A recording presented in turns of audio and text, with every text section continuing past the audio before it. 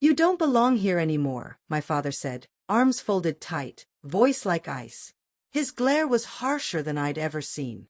Behind him, my stepmother hovered, smug satisfaction written all over her face.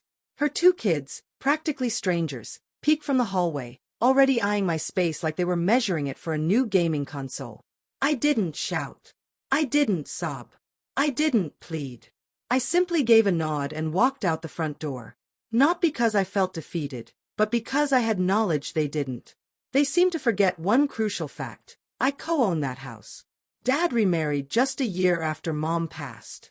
It happened too fast, too loud, too chaotically. I tried to be understanding at first. Grief makes people reckless. I reminded myself that when Dad's credit couldn't stretch far enough for the mortgage, I had stepped in. I covered half the down payment.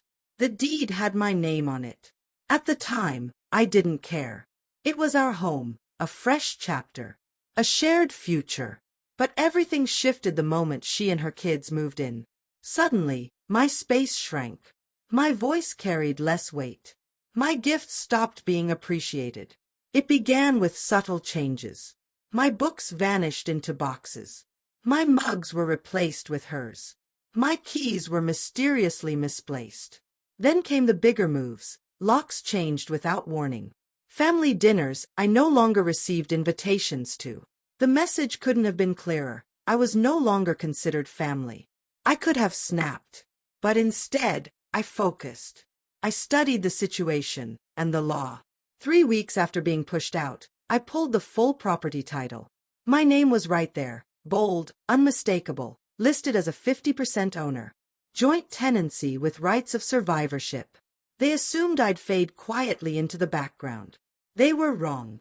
I kept quiet. Let them redecorate.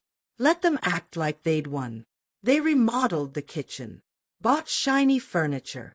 Turned my old bedroom into a storage closet. And with every dollar they poured into that house, the trap tightened. Then I made the call. The attorney was polite, even a little surprised I hadn't taken action sooner. "Filing a partition suit is completely within your rights," he explained. "We'll either force a sale or demand they buy out your share, if they can afford it." They couldn't. She didn't have a job. Dad was living on retirement. Her kids were still in school, still living off handouts. I mailed the certified letter. 2 weeks later, Dad called. No hello, just, "You're being ridiculous." "No," I replied calmly. "I'm being lawful." Then came her email. "Surely we can settle this like grown-ups." "Adults," I replied, "don't toss out their own children for convenience." They threw everything at me: guilt, threats, emotional blackmail. "You're tearing this family apart. We have nowhere else to go. Your mother would be ashamed." That last one almost made me laugh. Mom taught me better than to be used. She taught me to fight quietly and never beg. The court date arrived. Dad wouldn't even look my way. She came dressed like she was headed to church, trying to play the victim. Their lawyer tried to delay everything. Mine came ready. The judge sided with us. The partition sale was approved. They had 60 days to buy me out or move out. They asked for more time. I gave them exactly what the court ordered. Nothing extra. On moving day, I showed up unannounced and walked straight in through the front door. The place reeked of lavender cleaning spray and stale tension. My stepmother froze mid-packing. "You're really going through with this?" she asked, stunned. "It's already done," I replied. Her son brushed past me, muttering, "Psycho." I laughed, genuinely. They never imagined I'd stand up for myself. They mistook patience for passivity, silence for surrender. Dad finally spoke, voice low and heavy. "You hate me that much?" I looked at him, steady. "No," I said.